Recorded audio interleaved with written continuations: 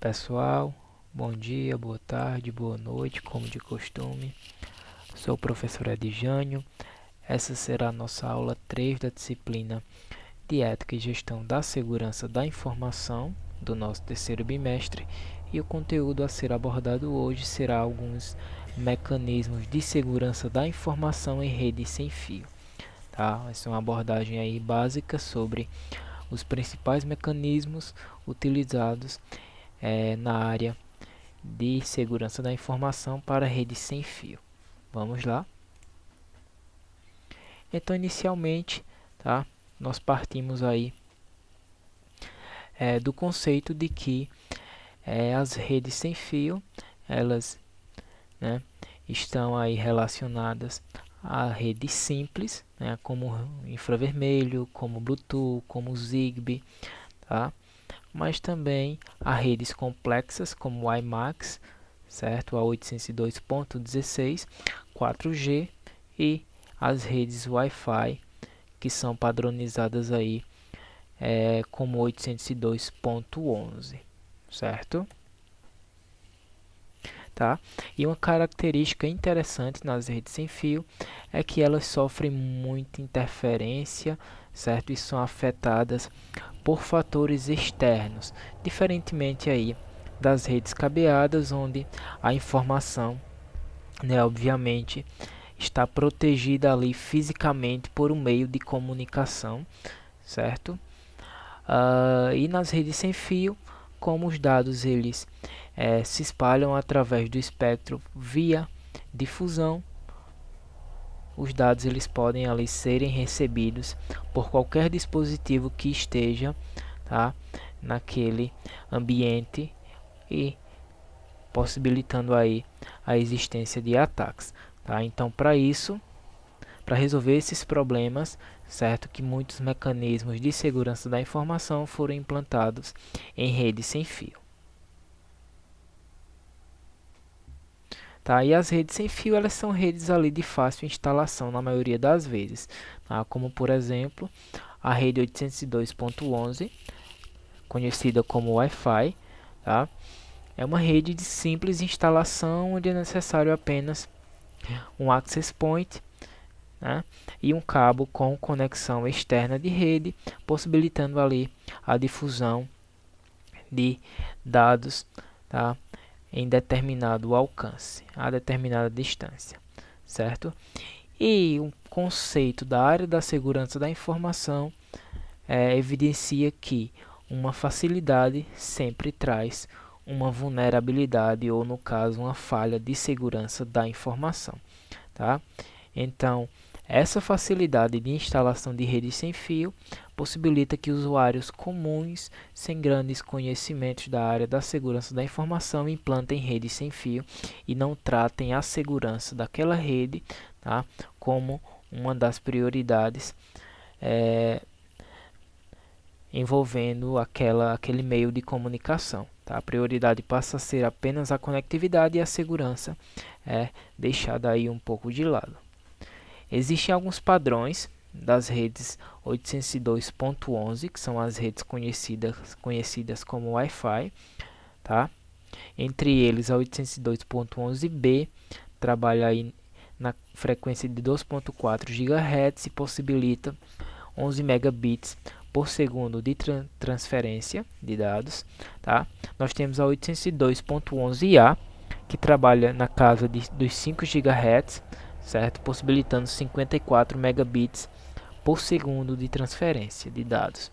Tá? Nós temos aí a 802.11g, permite também a transferência de 54 megabits por segundo, tá?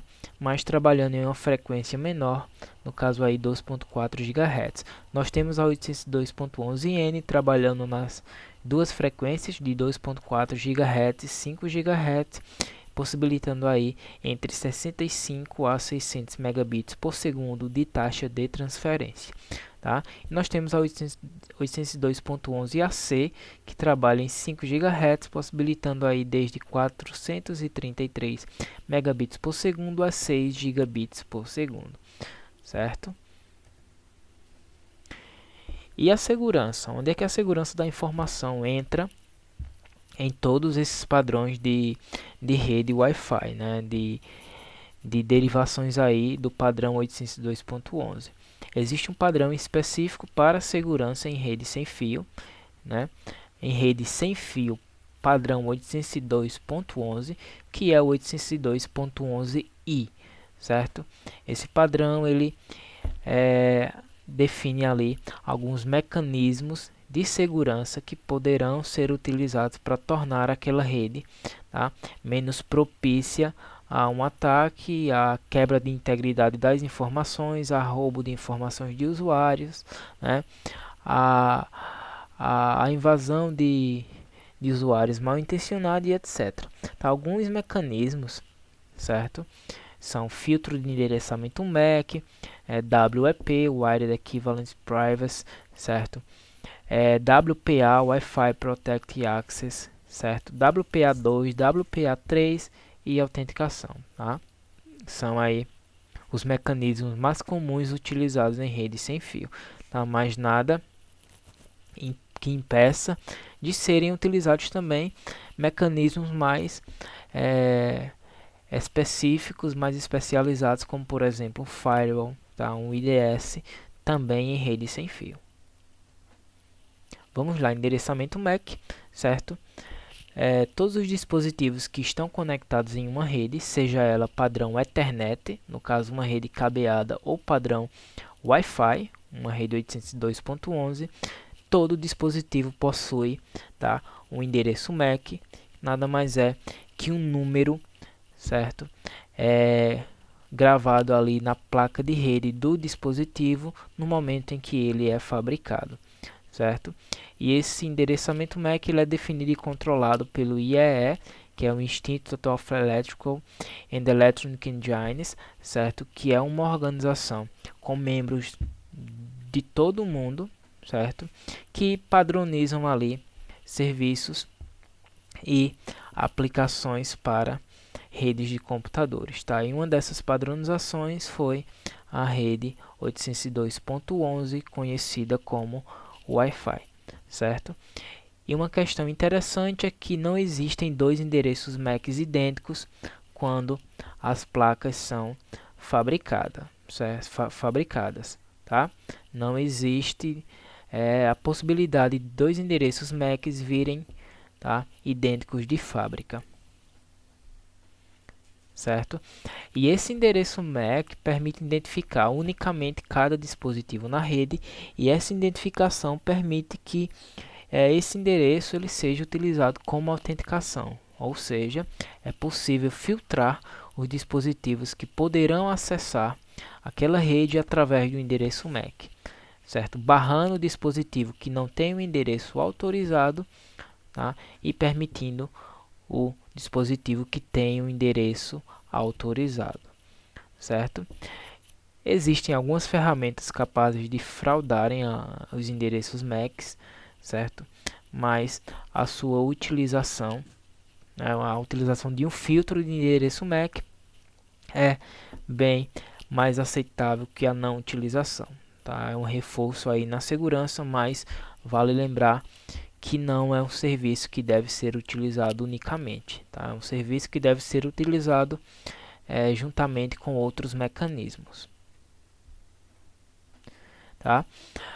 É necessário o cadastro, tá? Para que o access point, né, o dispositivo aí de acesso à rede sem fio, possa barrar ou permitir a entrada daquele dispositivo, certo? É um serviço que necessita de bastante manutenção, porque sempre que um novo dispositivo for adicionado na rede, é necessário o cadastro daquele endereço MAC no access point, tá?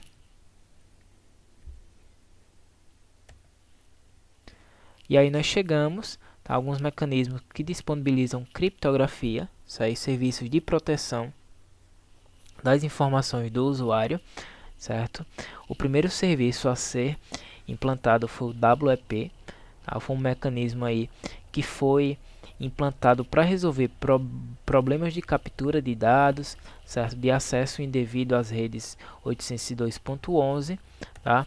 E foi um mecanismo que trouxe aí a criptografia trabalhando com algoritmos simétricos, certo? Onde nesse algoritmo existe uma chave e essa chave deve ser compartilhada entre todas as estações, ou no caso dispositivos que estão conectados ao concentrador, que no caso é o access point, ou um roteador de rede sem fio, no caso de uma rede sem fio doméstica, tá? E esses dispositivos, certo? Eles irão ali ter suas informações criptografadas, tá? Os critérios para a implantação do WEP foi, na época ele se apresentava suficientemente forte, ele possuía alto sincronismo com os dispositivos, tá? Os recursos computacionais necessários eram mínimos, certo? Era exportável, né? Era possível utilizar esse protocolo, tá? Em diversos dispositivos, tá? Sem que houvesse alterações no protocolo ou grandes alterações nos equipamentos. E era de uso opcional, tá? O usuário poderia ali utilizar ou não. A composição, basicamente existia uma chave estática que deve ser a mesma para todos os dispositivos, então qualquer dispositivo que esteja na rede, ele adentrou através da utilização de uma chave estática, certo? Ou inserção de senha nesse caso, tá? E existe uma operação matemática a qual gera 4 novas chaves, sendo uma delas escolhida para cifrar os dados, tá? Então são geradas no momento da existência de uma comunicação entre um dispositivo e outro, ou entre o concentrador e outro dispositivo, são geradas ali 4 chaves, e uma dessas chaves é escolhida aleatoriamente para cifrar os dados. E aí nós chegamos ao WPA, é o Wi-Fi Protect Access, certo? O WEP ele apresentou diversas falhas de segurança, tá? Permitindo que a senha da rede fosse quebrada ali em alguns minutos. Então, rapidamente ele foi substituído pelo WPA, tá? E o WPA ele atua em duas áreas, certo? Ele visa a proteção dos dados, tá? Oferecendo serviços de criptografia, permitindo a privacidade das informações que trafegam naquela rede sem fio, tá? E a segunda foca aí na autenticação do usuário, era a área que não era coberta, né, pelo WEP, certo? E o WPA ele traz consigo um protocolo chamado TKIP, certo? Temporal Key Integrity Protocol, certo? Era um protocolo aí que permitia realizar a troca simultânea de chaves, possibilitando um maior nível de segurança, impedindo, por exemplo, que a chave fosse capturada de forma simples, uma vez que ela estaria em constante alteração. Tá? O WPA também apresentou algumas vulnerabilidades, tá? Então o WPA2 veio aí para suprir, certo? E trazer mais segurança para as redes sem fio 802.11, tá? O WPA2 ele utiliza um modelo de autenticação, certo? Definido como EPA, certo? EAP na verdade, Extensive Authentication Protocol, tá? Que permite integrar aí muitas soluções de autenticação, uma delas, por exemplo, endereço MAC, inserção de PIN e etc, tá? E o WPA2 ele utiliza aí certificados digitais, né, para permitir a autenticação do usuário, tá? E em 2018 foi lançado o WPA3, certo? A versão mais atualizada do WPA, tá? Inicialmente ela foi considerada como uma tecnologia de quebra impossível, certo? Tá? Mas com o passar aí de meses e alguns anos, certo? WPA3 já apresentou algumas vulnerabilidades, tá? O WPA3 ele autentica dispositivos sem a necessidade de compartilhar a senha, tá? Graças a um serviço denominado DPP, que é o Device Provision Protocol, que permite que os usuários loguem na rede, né, acessem a rede através de QR Codes, certo? QR Codes ou ainda via NFC através da aproximação do dispositivo ao access point. Okay? E o WPA3 ele traz uma criptografia de 256 bits, onde no WPA2 essa criptografia era de 128 bits, certo?